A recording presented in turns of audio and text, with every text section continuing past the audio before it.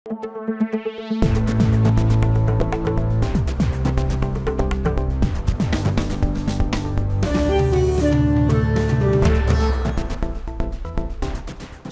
এখন জনপদে, সঙ্গে আছি আমি শরীফ রওশন। সারা দেশে তৃতীয় দিনের মতো চলছে অপারেশন ডেভিল হান্ট। যৌথ বাহিনীর অভিযানে এখন পর্যন্ত ১৬৫৮ জন আটক।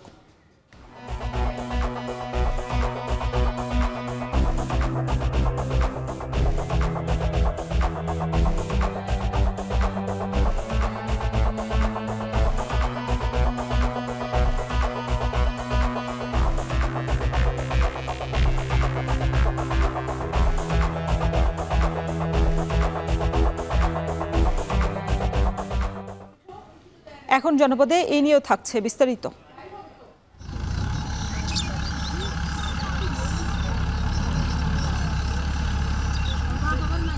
ওষুধ পানি সারের এলের খুব দাম, আবার কামলা কিসেনেরও দাম বেশি, এখন ৪০০-৫০০ টাকা করে একটা করে কামলা। কোম্পানি রেট কমে দিছে, কোম্পানি গতবারের রেটের চেয়ে এখন রেট কম। ফলন তো হয়েছেই, কিন্তু দাম তো নাই। তারপর মরিচ করছি, মরিচও হয়েছে খুব। ২০০ টাকা মূল্য পাই, এই ২০০ টাকাতে কি হয় আমাদের সন্তানদের, আমরা এটাই বুঝাতে পারি না কাউকে। কৃষক আসলে বেশি পরিমাণে উৎপাদন করতেছে, এই জন্য দামটা কম পাচ্ছে। আমরা আমাদের ঊর্ধ্বতন কর্তৃপক্ষের সাথে কথা বলে কৃষক যেন ভালো দাম পায় সে বিষয়ে আমরা প্রয়োজনীয় ব্যবস্থা নেব।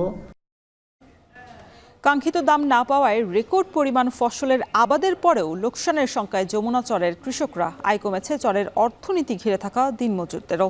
এখন জনপদে এই নিয়েও থাকছে বিস্তারিত, তবে শুরুতেই জানাবো অপারেশন ডেভিল হান্ট প্রসঙ্গ। সন্ত্রাস দমন এবং আইনশৃঙ্খলা পরিস্থিতি নিয়ন্ত্রণে রাখতে সারা দেশে তৃতীয় দিনের মতো চলছে অপারেশন ডেভিল হান্ট। এই অভিযানে এখন পর্যন্ত ১৬৫৮ জন আটকের তথ্য নিশ্চিত হওয়া গেছে।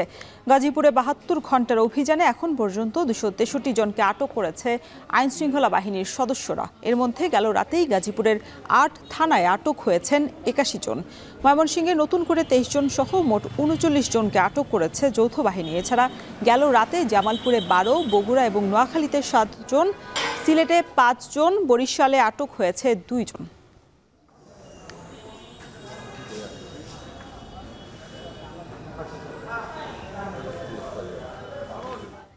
এ বিষয়ে আমরা আরো বিস্তারিত জানাতে আমাদের সাথে গাজীপুর থেকে যুক্ত হবেন ইফতেখার রায়হান, সিলেট থেকে যুক্ত হয়েছেন গুলজার আহমেদ। শুরুতে ইফতেখার, আপনার কাছে জানতে চাই, ডেভিল হান্ট তো তৃতীয় দিনের মতো অপারেশন চলছে, সবশেষ পরিস্থিতি কি? রশন, ডেভিল হান্টের যে ব্যাপকতা সেটি সবচেয়ে বেশি পরিলক্ষিত হচ্ছে গাজীপুরে। অর্থাৎ গত ৩ দিন ধরে যে অভিযান পরিচালিত হচ্ছে, এই ৩ দিনে গাজীপুরে এখন পর্যন্ত ২৬৩ জন আওয়ামী লীগ এবং এর সহযোগী সংগঠনের নেতাকর্মী এবং সমর্থকরা গ্রেপ্তার হয়েছেন। এবং শুধুমাত্র গতকাল রাত থেকে আজকে সকাল ৮টা পর্যন্ত গাজীপুর মেট্রোপলিটন পুলিশের বিভিন্ন যে ৮টি থানা রয়েছে, সেই ৮টি থানায় আটকের সংখ্যা রয়েছে ৬৯ জন এবং গাজীপুর জেলা পুলিশের ৫টি থানায় আটক হয়েছেন ১২ জন। সব মিলিয়ে গতকাল রাত থেকে আজকে সকাল পর্যন্ত ৮১ জন গাজীপুরে আটক হয়েছেন। এবং যেই যাদেরকে আটক করা হচ্ছে তারা অধিকাংশই আওয়ামী লীগের বিভিন্ন ওয়ার্ড কিংবা ইউনিয়ন পর্যায়ের নেতাকর্মী এবং কেউ আছেন এমন যারা শুধুমাত্র আওয়ামী লীগের সমর্থক কিংবা কখনো কখনো আওয়ামী লীগের বিভিন্ন যে রাজনৈতিক প্রোগ্রামগুলো রয়েছে সেসব প্রোগ্রামে তারা যারা উপস্থিত হয়েছেন সেসব প্রোগ্রামে অংশ নিয়েছেন।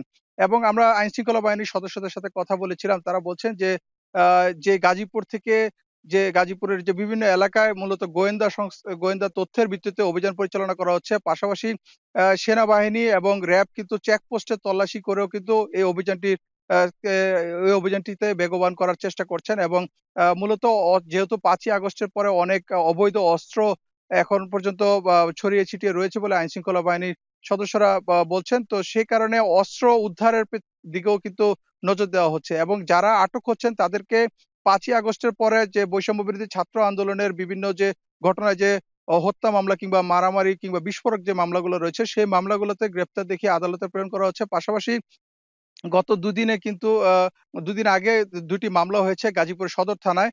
একটি রয়েছে বৈষম্য বিরোধী ছাত্র আন্দোলনের একজন কর্মী, তিনি গুলিবিদ্ধ হয়েছেন সেই ঘটনা। এবং আরেকটি হচ্ছে সাবেক মন্ত্রী আকাম মোজাম্মেল হকের বাড়িতে যে শিক্ষার্থীদের উপর হামলার ঘটনায় একটি মামলা হয়েছে। এই মামলাটিতে মূলত তাদেরকে গ্রেপ্তার দেখানো হচ্ছে।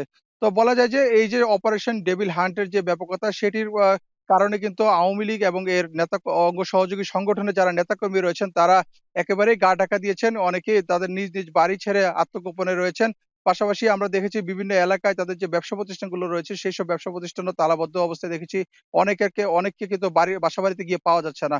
তো এই যে অবস্থাটি চলছে সে অপারেশন ডেভিল হান্টের যে আহ ব্যাপকতা এবং যে অভিযানটি পরিচালনা হচ্ছে এর ফলে কিন্তু আইন শৃঙ্খলা বাহিনীর সদস্যরা বেশ সচেষ্ট রয়েছেন তাদেরকে গ্রেপ্তারের জন্য। তো আমাদের সহকর্মী গুলজার আহমেদ রয়েছেন সিলেটে। আমরা গুলজার আহমেদের কাছে জানতে চাই যে সেখানকার আসলে অপারেশন ডেভিল হান্টের সবশেষ পরিস্থিতি কি।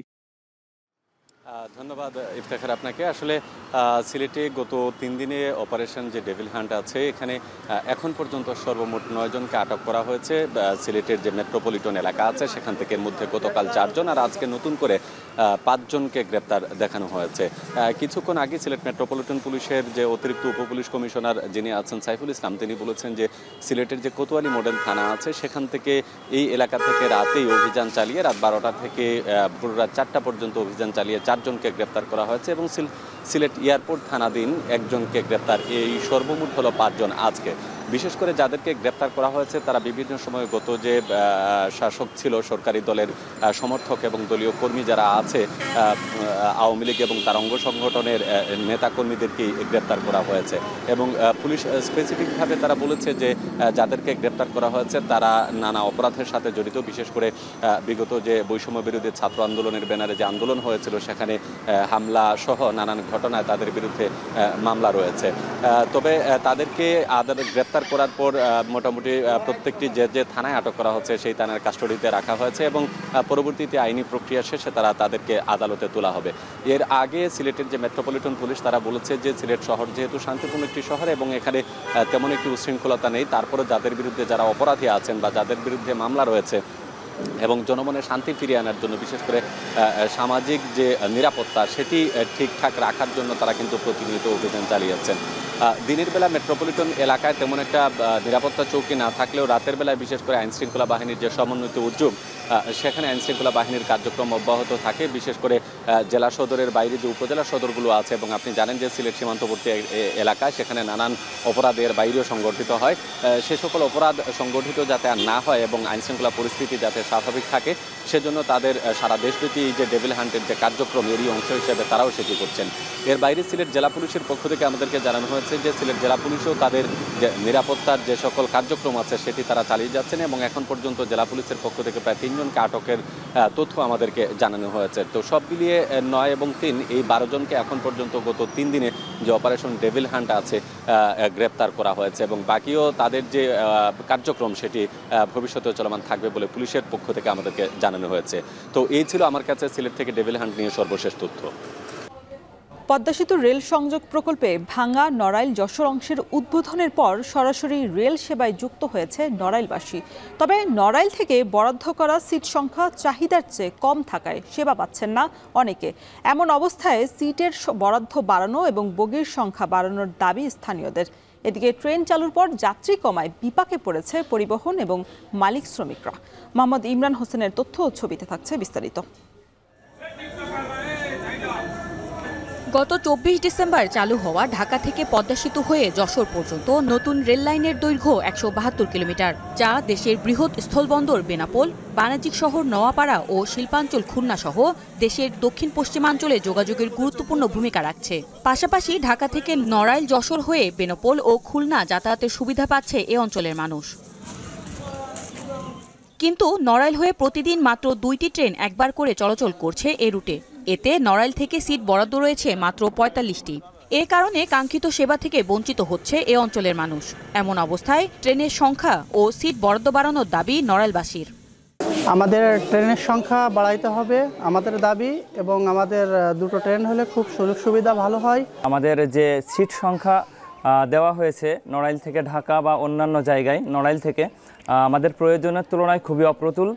যত সহজে ঢাকা যাওয়া যায় অথবা অন্যান্য দিকে যে সহজে যাওয়া যায় এটা আসলে ট্রেনের যে মানে কমতির কারণে খুব একটা সহজ হচ্ছে না আসলে।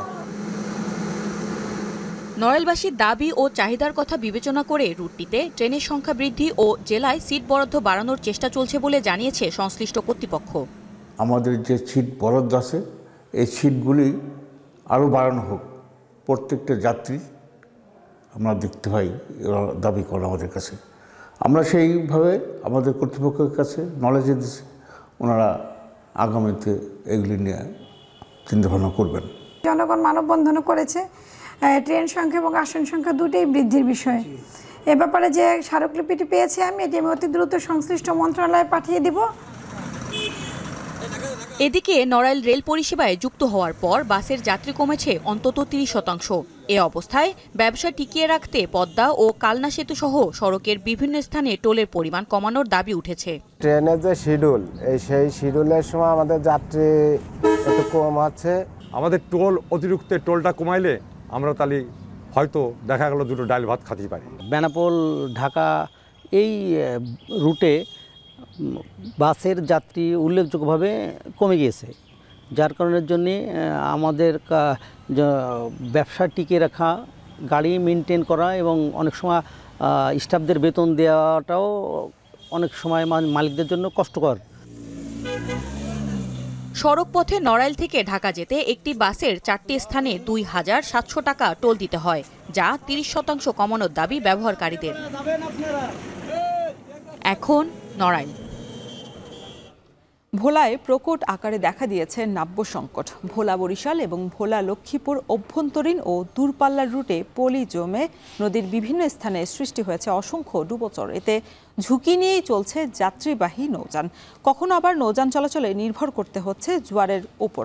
সংকট নিরসনে ড্রেজিং শুরু হলেও কাজের ধীরগতি আর মান নিয়ে রয়েছে বিস্তর অভিযোগ। ইমতিয়াজুর রহমানের প্রতিবেদন, ছবি তুলেছেন অঙ্কুর রায়। দ্বীপজেলা ভোলা থেকে বিভাগীয় শহর বরিশালের সাথে যোগাযোগ ব্যবস্থা সহজ করতে ভেদুরিয়া থেকে লাহারাট ফেরি সার্ভিস চালু হয় 2001 সালে। এই পথে ফেরি চালু হয় দক্ষিণ পূর্বাঞ্চলের সাথে যোগাযোগ অনেকটা সহজ হয়, ফলে ফেরিতে বাড়তে থাকে পণ্য বোঝাই ট্রাক সহ বিভিন্ন যানবাহনের চাপ। শীতের শুরু থেকে ভোলা বরিশাল নৌরুটের পানি স্বল্পতায় তৈরি হয়েছে নাব্য সংকট। ভেদুরিয়া ফেরিঘাটের পশ্চিম দিকে ও শ্রীপুর এলাকায় 2 নটিক্যাল মাইল জুড়ে দেখা দিয়েছে ডুবোচর। জোয়ারের সময় এসব ডুবোচরে 2 থেকে 3 ফুট পানি থাকলেও ভাটার সময় শুকিয়ে চর জেগে ওঠে, ফলে গত 2 মাস ধরে সরাসরি ফেরি চলাচল ব্যাহত হচ্ছে। ছোট নৌযান স্বাভাবিকভাবে চলাচল করলেও বড় লঞ্চ বা ফেরি চলাচল করতে জোয়ারের উপর নির্ভর করতে হয়। এতে যাতায়াতে বেশি সময় লাগার পাশাপাশি তৈরি হচ্ছে ভোগান্তি। লঞ্চে বরিশাল যাইতে লাগতো 1.5 থেকে 2 ঘন্টা, বর্তমানে ডুবোচরের কারণে প্রায় 3 ঘন্টা সময় লেগে যায়। অনেকদিন যাবত ড্রেজিং না হওয়ার কারণে লঞ্চগুলো অনেক সময় ডুবোচরে আটকে থাকে ঘন্টার পর ঘন্টা। আগে 1 ঘন্টা লাগতো, এনে লাগে 4 ঘন্টা। 1 ঘন্টায় তো আইতেই পারে না, আগে লাগে 4 ঘন্টা, এমনকি সকাল সন্ধ্যাও ঠেকিয়ে যায়। যদিও নৌরুট সচল রাখতে প্রতি বছর বিভিন্ন পয়েন্টে করা হয় খনন, তবে এসব কার্যক্রম কোনো কাজে আসছে না বলছেন নৌযান মালিক ও শ্রমিকরা।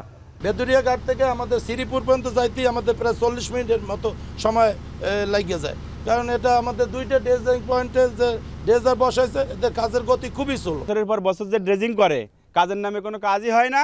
এদিকে একই অবস্থা ভোলা লক্ষ্মীপুর নৌরুটেরও। মেঘনা নাব্য সংকটের কারণে 23 নটিক্যাল মাইলের গন্তব্য ডুবোচর এড়িয়ে চলতে ঘুরে যেতে হয় অতিরিক্ত প্রায় 12 নটিক্যাল মাইল। এ রুটের ফেরিগুলো চলছে জোয়ার ভাটার হিসাব করে, এতে বেড়েছে ভোগান্তি। এখানে যে পরিমাণ পানি থাকার কথা আমাদের লঞ্চ চলাচলের জন্য, ততটুকু পানির পরিমাণ নাই, অনেক কম, যার কারণে ভাটার সময় অনেক সময় আমরা লঞ্চ ঠেকে যাই। শীত মৌসুমের সময় সাধারণত নদীতে নাব্যতা সংকট থাকে।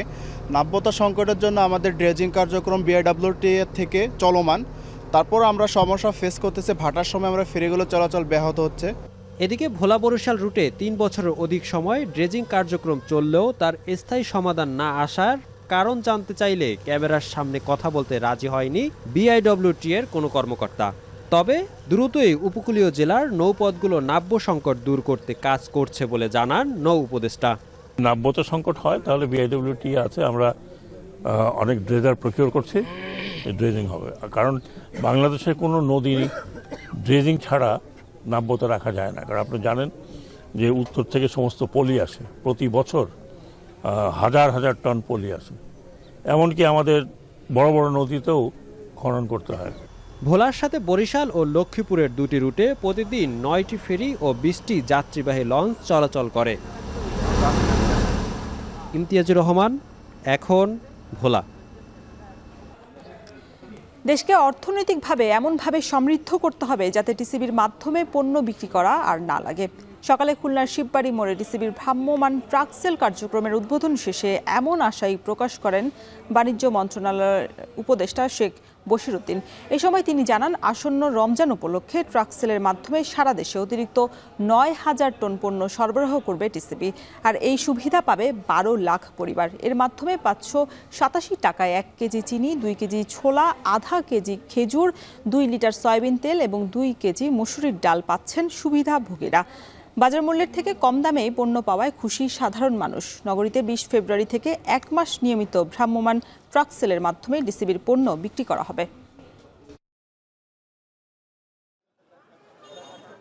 ৬৩ লক্ষ যে পরিবারের কাছে আমাদের খাদ্যপণ্য দিয়ে থাকি তার থেকে অতিরিক্ত আরো ৯,০০০ টন পণ্য আমরা শুধুই ১২ লক্ষ পরিবারের কাছে পৌঁছে দেবো ইনশাআল্লাহ। আমরা ওই দিনে পৌঁছাতে চাই যে যার বিনিময়ে দেশের অর্থনৈতিক এবং সম্পদের সুষম বন্টনের মাধ্যমে আমাদের যেন এই ধরনের কার্যক্রম চালাতে না হয়। এদিকে খুলনায় টিসিবির পণ্য বিক্রয় কার্যক্রমের উদ্বোধন করবেন বাণিজ্য এবং বস্ত্র ও পাট মন্ত্রণালয়ের উপদেষ্টা শেখ বশিরউদ্দিন। এ বিষয়ে আরও বিস্তারিত জানাতে নগরীর শিববাড়ি মোড় থেকে যুক্ত হচ্ছেন সহকর্মী রামিম চৌধুরী। রামিম, জানাবেন যে আজ টিসিবির কতটি পণ্য বিক্রয় করা হবে? রওশন, আসলে কিছুক্ষণ আগেই কিন্তু টিসিবির ভ্রাম্যমাণ ট্রাক সেলের যে কার্যক্রম সেটি কিন্তু উদ্বোধন করেছেন বাণিজ্য মন্ত্রণালয়ের উপদেষ্টা শেখ বশিরউদ্দিন। এবং আমরা দেখেছি যে এই উদ্বোধনের পর থেকেই কিন্তু যে ট্রাক সেলের যে কার্যক্রম সেটি কিন্তু শুরু হয়েছে এবং এখানে কিন্তু সাধারণ মানুষ যারা রয়েছে তাদের ভিড় কিন্তু আপনি দেখতে পাচ্ছেন আমার পেছনে। বিশেষ করে নিম্ন আয়ের মানুষ যারা রয়েছেন তারা কিন্তু সকাল থেকে এসে এখানে ভিড় করছেন এই টিসিবির যে পণ্য দেওয়া হচ্ছে সেই পণ্য কেনার জন্য। এখানে কিন্তু ৫৮৭ টাকায় কিন্তু ৫টি পণ্য এখানে বিক্রি করা হচ্ছে। বিশেষ করে বাজার দর যেটি রয়েছে সেই বাজার দরের প্রায় অর্ধেক দামে কিন্তু এই পণ্যগুলো সরবরাহ করছে টিসিবি। আপনাকে যদি পণ্যগুলোর কথা বলি, যেমন 1 কেজি চিনি কিন্তু 70 টাকায় দেওয়া হচ্ছে, 2 কেজি ছোলা দেওয়া হচ্ছে 60 টাকায়, খেজুর 500 গ্রাম খেজুর দেওয়া হচ্ছে 77.50 টাকায়, সয়াবিন তেল 2 লিটার দেওয়া হচ্ছে 100 টাকা এবং মসুর ডাল 2 কেজি দেওয়া হচ্ছে মাত্র 60 টাকায়। সব মিলিয়ে কিন্তু 587 টাকাতে এই যে পণ্য দেওয়া হচ্ছে এতে কিন্তু সাধারণ যে মানুষ এখানে আসছেন তারা কিন্তু বেশ সন্তোষ প্রকাশ করেছেন এবং তারা যেটি বলছেন যে মূলত নিম্ন আয়ের মানুষ যারা রয়েছেন তাদের জন্য কিন্তু এটি বেশ উপকারী হবে। এবং এখানে স্বরাষ্ট্র মন্ত্রণালয়ের এখানে বাণিজ্য মন্ত্রণালয়ের যে উপদেষ্টা যিনি কিছুক্ষণ আগে কিন্তু এই কার্যক্রমের উদ্বোধন করে গেছেন, তিনি যেটি বলছেন যে সারা দেশেই কিন্তু এই কার্যক্রম করা হবে। শুধুমাত্র রমজান উপলক্ষে এই কার্যক্রম শুরু করা হয়েছে এবছরই এবং এই যে কার্যক্রম এর মাধ্যমে কিন্তু সাধারণ মানুষ যারা রয়েছেন, দরিদ্র পরিবার যারা রয়েছেন তারা কিন্তু অনেকটাই সুফল পাবেন। কারণ বর্তমানে যে পরিমাণ বাজার দর রয়েছে সেই বাজার দর অনুযায়ী কিন্তু সাধারণ মানুষের ক্রয় করতে কিন্তু পণ্য ক্রয় করতে বেশ সমস্যায় পড়তে হচ্ছে। তবে এই কার্যক্রমের মাধ্যমে কিন্তু তারা বেশ সুবিধা পাবে বলে তিনি জানিয়েছেন। তো মোটামুটি আমরা যেটি জানতে পেরেছি যে খুলনাতে কিন্তু আজকে উদ্বোধনকালে যে ট্রাক সেল সেটি একটি পয়েন্টেই হচ্ছে, তবে এর পরে 20 তারিখ থেকে কিন্তু মূল কার্যক্রম শুরু করা হবে এবং 20 তারিখ থেকে নগরীতে 31টি ওয়ার্ড রয়েছে এবং 10টি ট্রাকের মাধ্যমে এই 31টি ওয়ার্ডেই কিন্তু পণ্য সরবরাহ করা হবে এবং এখানে কিন্তু 31টি ওয়ার্ডের সাধারণ মানুষ যারা রয়েছে তারা কিন্তু আগামী 20 তারিখ থেকে পুরো 1 মাস জুড়ে কিন্তু এই পণ্য সরবরাহ করা হবে বলে এখানকার টিসিবি যে কর্মকর্তারা রয়েছেন তারা আমাদেরকে জানিয়েছেন। মোটামুটি সব মিলিয়ে বললে চলে যে এই টিসিবির যে পণ্য এখানে সেল করা হচ্ছে এটি কিন্তু যে কার্ডধারী যারা রয়েছে তার বাইরে মোটামুটি বললে চলে যে সাধারণ মানুষ যারা রয়েছে তারাই কিন্তু শুধুমাত্র এখানে এসে পণ্য কিনতে পারবেন। সব শ্রেণী পেশার মানুষ কিন্তু কিনতে পারবেন। এখানে কিন্তু নির্দিষ্ট করে কোনো কার্ড বা কোনো কিছুই দেওয়া হচ্ছে না। এখানে সাধারণ মানুষ আসছেন এবং সিরিয়াল দিয়ে কিন্তু তারা পণ্যগুলো কিনে নিয়ে যাচ্ছেন। এখানে বাণিজ্য মন্ত্রণালয়ের উপদেষ্টা তিনি কিন্তু আরেকটি কথাও বলেছেন যে এই যে ট্রাক্সেলের যে কার্যক্রম, এই কার্যক্রম যেন ভবিষ্যতে আর না নেওয়া লাগে, সেভাবেই কিন্তু বাংলাদেশের অর্থনীতিকে আরও সুন্দর করে সাজাতে হবে, সমৃদ্ধ করতে হবে, এমনটাই তিনি আমাদেরকে জানিয়েছেন। মোটামুটি সব মিলিয়ে বলে চলে যে এই ট্রাক্সেল কার্যক্রম উদ্বোধনের পর থেকে কিন্তু সাধারণ মানুষ অনেকটাই খুশি এবং উৎফুল্লের সাথে কিন্তু তারা এখানে এসে এই যে ভ্রাম্যমাণ ট্রাক থেকে কিন্তু পণ্য কিনে নিয়ে যাচ্ছেন। তো এই ছিল আমার কাছে খুলনা থেকে ভ্রাম্যমাণ ট্রাক্সেলের মাধ্যমে টিসিবি পণ্য সরবরাহের সবশেষ খবর। টাঙ্গাইলে বোরো মৌসুমেও সরকার নির্ধারিত দামের চেয়ে বেশি দামেই সার বিক্রি করছেন ডিলাররা, ফলে বাড়ছে কৃষকদের উৎপাদন ব্যয়ও। এ বিষয়ে আরও বিস্তারিত জানাতে কালিহাতীর সল্লা থেকে যুক্ত হচ্ছেন সহকর্মী কাউসার আহমেদ। কাউসার, প্রতি বস্তায় নির্ধারিত দামের চেয়ে কত টাকা বেশি নেওয়া হচ্ছে, আর এই বিষয়ে যারা সংশ্লিষ্ট আছেন তারা কি বলছেন?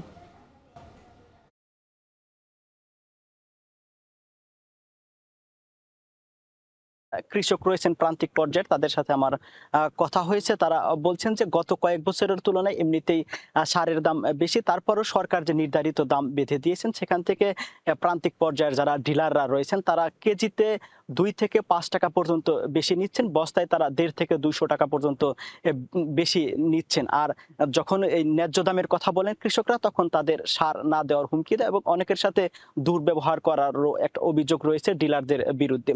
আর আমরা যে এলাকাতে রয়েছে এই এলাকার কয়েকজন কৃষক বলেছেন যে বাংলা ডিএপি যে সার রয়েছে সেটা তাদের কিনতে হয়েছে 1400 টাকা থেকে শুরু করে 2500 টাকা প্রতি বস্তা, যার সরকার নির্ধারিত প্রতি বস্তার দাম 1050 টাকা। আর এছাড়াও ইউরিয়া সার সরকার নির্ধারিত প্রতি কেজি 27 টাকা হলেও সেটা 29 থেকে 30 টাকায় কিনতে হচ্ছে। ডিএপি সার 27 টাকা নির্ধারিত ছিল থাকলেও সেটাও কিনতে হচ্ছে 28, 29, 30 টাকা দরে। এছাড়াও এমওপি 20 টাকা কেজি সরকার নির্ধারণ করে দিলেও সেটাও কিনতে হচ্ছে তাদের 22 থেকে 25 টাকা পর্যন্ত। আর কৃষকরা বলছেন যে এ বিষয়ে যে কৃষি অফিসের যে তৎপরতা তারা কোনো লক্ষ্য করেনি। এ বিষয়ে আমার সাথে জেলা কৃষি কর্মকর্তার সাথে কথা হয়েছে। তিনি এই জেলায় কি পরিমাণ সারের চাহিদা রয়েছেন এ বিষয়ে তিনি কোনো সুনির্দিষ্ট তথ্য দিতে পারেননি।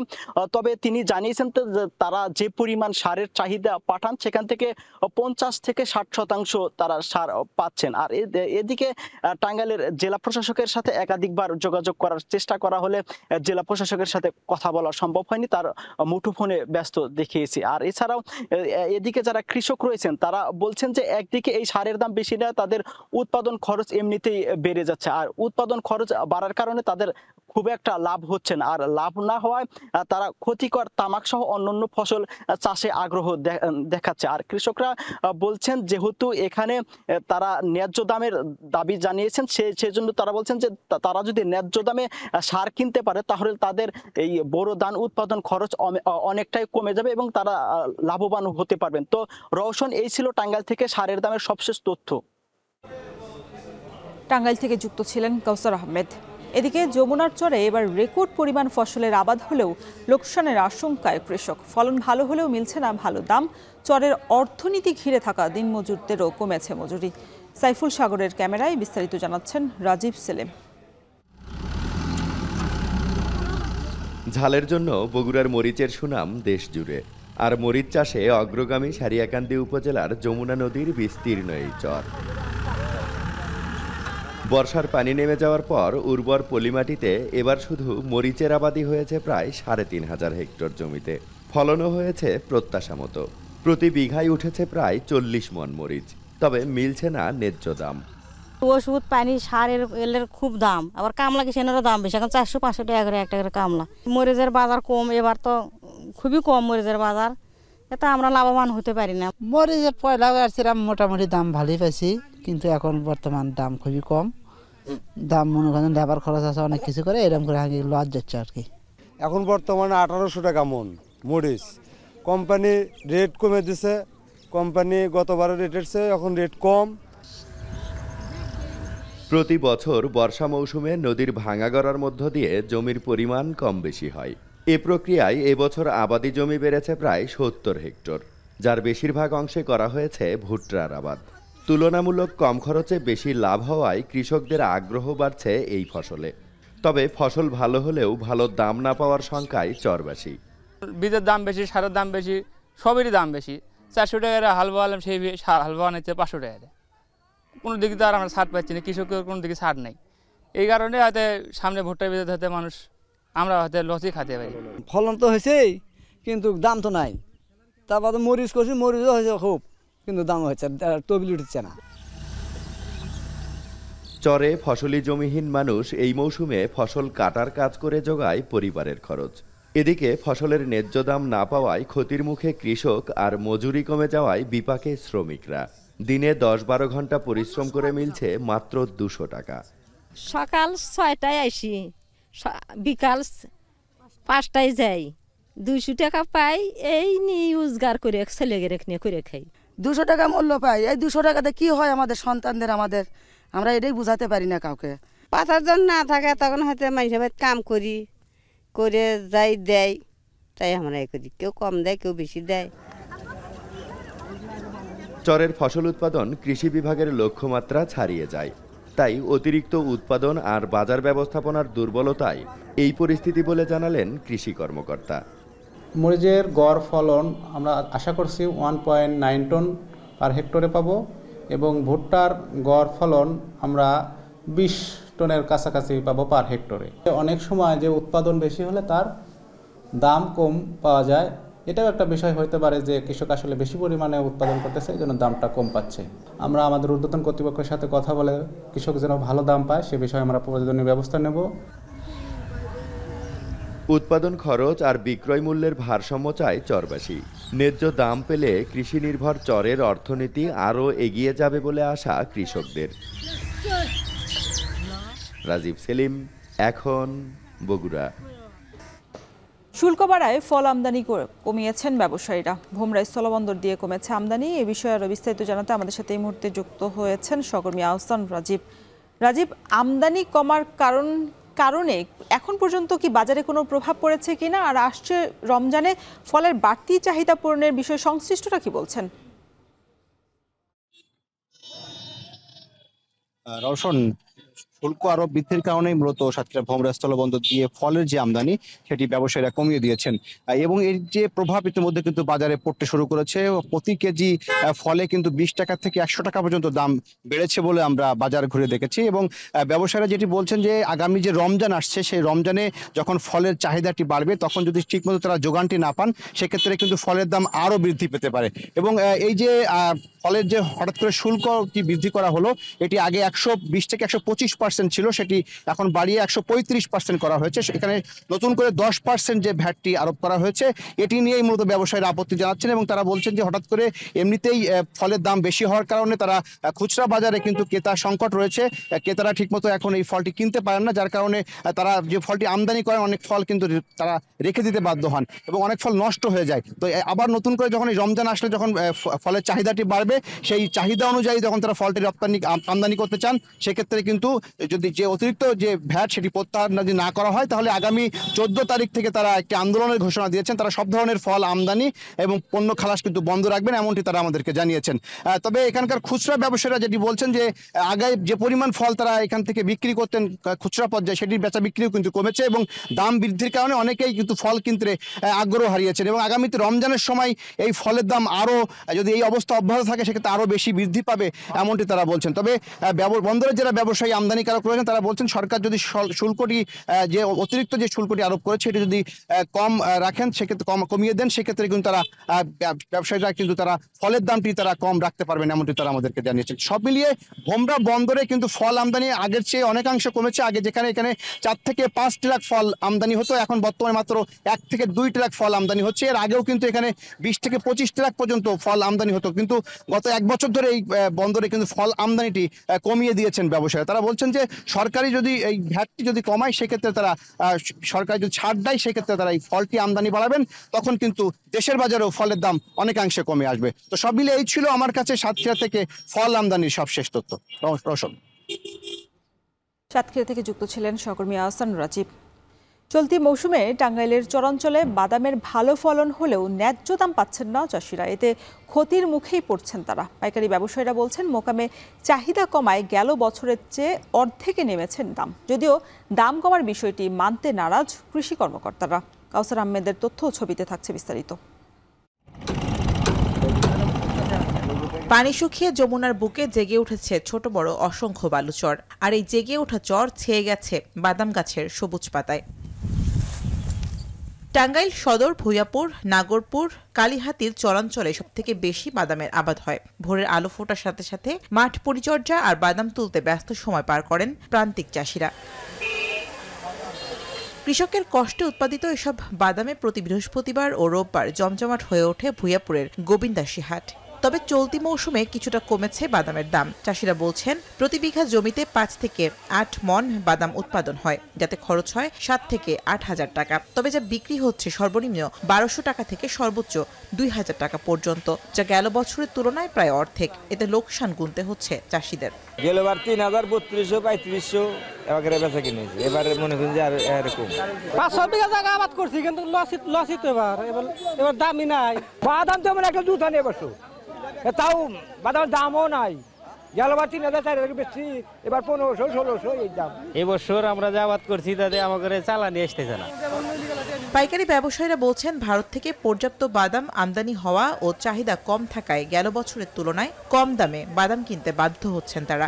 পর্যাপ্ত পরিমাণ বাদাম হচ্ছে, কিংবা বাদামের চাহিদা কম, বাদামের বাজারও কম, মোকামে বাদাম খাইতেছে না, কিংবা কিনার পরে দেখা যায় আমরা ব্যাপারীরা যারা তারা হঠাৎ। আমাদেরও লাভের অঙ্ক থাকে না, গৃহস্থ তো এবার মনে করেন যে গৃহস্থরও কিছুই থাকতেছে না। ঘরে অনেক মাল আটকে গেছে এবং আমাদের মহাজন নাই, বাদামের অনেক আমদানি, কিন্তু আমরা মহাজনের কারণে আমরা বিক্রি করতে পারতেছি না। ভারত থেকে বলে আপনার এলচি বাদাম আসছে, লক্ষ লক্ষ বস্তা এলচি বাদাম আসছে, দানার মাল আসছে, যার কারণে দেখা গেছে যে বাদামের বাজারটা কম। কৃষকদের অভিযোগ অস্বীকার করে কৃষি বিভাগ বলছে গেল বছরের তুলনায় এবছর বাদামের দাম ভালো পাচ্ছে কৃষকরা। বাদাম চাষে আমরা সরেজমিনে গিয়ে দেখেছি কৃষকরা ন্যায্য মূল্য পাচ্ছে, এবং কি আমরা যেটা দেখেছি মাঠে গিয়ে যে প্রতি বিঘা জমিতে কৃষকগণ 15 থেকে 20 হাজার টাকা খরচ করে 35 হাজার টাকা পর্যন্ত তারা এখানে তুলতে পেরেছে। সেক্ষেত্রে নেট লাভ দাঁড়ায় 15 থেকে 20 হাজার টাকা। জেলায় এবছর 2093 হেক্টর জমিতে বাদাম চাষ করা হয়েছে, যেখান থেকে উৎপাদনের লক্ষ্যমাত্রা ধরা হয়েছে 3767 টন বাদাম। এখন টাঙ্গাইল। মেহেরপুরে রেনু এবং পোনা উৎপাদনে আশার আলো দেখাচ্ছে সদর উপজেলার জেকে মৎস্য হ্যাচারি। জেলার রেনু এবং পোনার চাহিদার প্রায় 60% যোগান দিচ্ছে খামারটি। এছাড়া বিভিন্ন সুযোগ সুবিধা থাকার পরও একমাত্র সরকারি হ্যাচারিতে উৎপাদন হচ্ছে জেলার মোট চাহিদার 10% কম। ঘাটতি পূরণে মৎস্য চাষিদের নির্ভর করতে হয় পাশের জেলার উপরেই। মুজাহিদ আল মুন্নার তথ্য ছবিতে থাকছে বিস্তারিত। মেহেরপুর সদর উপজেলার সুবিদপুরের যুবক জাহিদুল ইসলাম 3 বছর আগে 70 বিঘা জমিতে গড়ে তোলেন জেকে মৎস্য হ্যাচারি, যেখানে বছরে উৎপাদন হয় অন্তত 30 প্রজাতির মাছের রেনু ও পোনা। রুই, কাতলা, সিলভার, মৃগেল, পুঁটি, সরপুঁটি বা কমন কাপ, গ্রাস কাপ, এই মাছগুলো করে থাকি। বাইরে থেকে যে মাছগুলো আসে সেগুলো মনোসেক্স এবং গুলশা, পাবদা, ট্যাংরা, এগুলো আগামীতে আমরা এগুলো তৈরি করব। মৎস্য বিভাগের হিসাবে মেহেরপুরে জলমহল আছে প্রায় 4500 হেক্টর, জলাশয় 6679টি। বিপুল পরিমাণ রেনু ও পোনার চাহিদার বিপরীতে জেলার একমাত্র সরকারি হ্যাচারি পূরণ করে 10%-এরও কম। তবে জেকে মৎস্য হ্যাচারি পূরণ করে 60%। 2 পরিবারের থেকে আমরা এদের প্রজনন ঘটাই, যার জন্য আমাদের এই মাছের গ্রোথটা খুবই উন্নত মানের। বিভিন্ন এলাকার লোকজন আসে, এসে এখান থেকে মাছের রিনো টিনো নিয়ে যায়, বেচা কেনা হয়।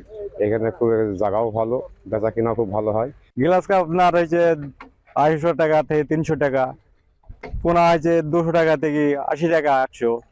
তারপর হচ্ছে আপনার পেটুক হচ্ছে আমেরিকান যেটা বলে, সেটা হচ্ছে 200 টাকা কেজি। এখানকার পোনা সবচেয়ে উন্নত মানের। আমরা এর আগে বাইরে থেকে যেগুলো নিয়ে আসতাম ওগুলো আপনার খারাপ দিত, আর এখান থেকে নিয়ে আমরা সর্বোচ্চ লাভবান হয়েছি। জেলা মৎস্য কর্মকর্তা বলছেন ঘাটতি মেটাতে প্রয়োজন আধুনিক প্রযুক্তির ব্যবহার ও হ্যাচারির অবকাঠামোগত উন্নয়ন।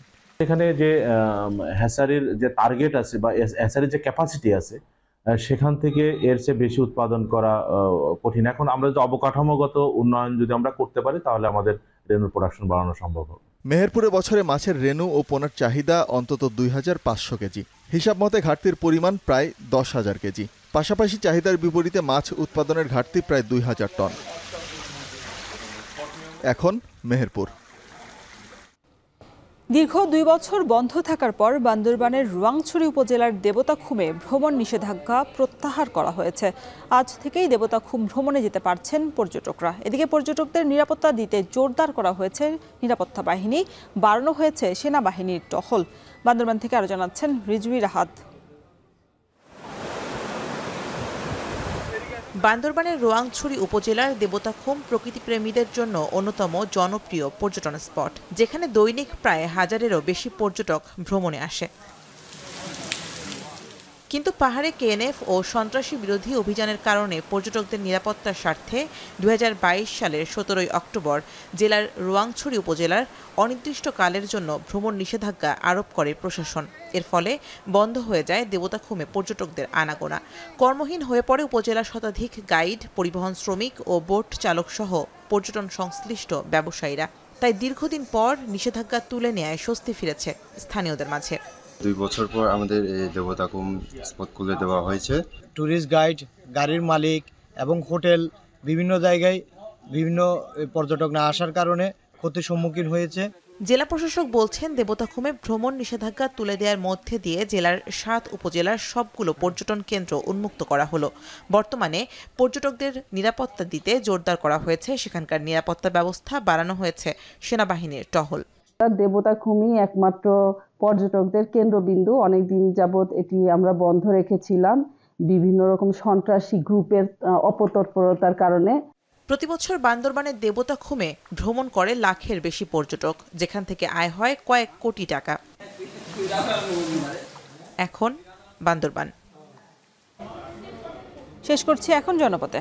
এখন টেলিভিশন ওয়েবসাইটে দেখতে ভিজিট করুন www.ekon.tv। এছাড়া ফেসবুকে দেখতে ভিজিট করুন facebook.com/tv.ekon এবং ইউটিউবে চোখ রাখতে ভিজিট করুন youtube.com/c/ekontv।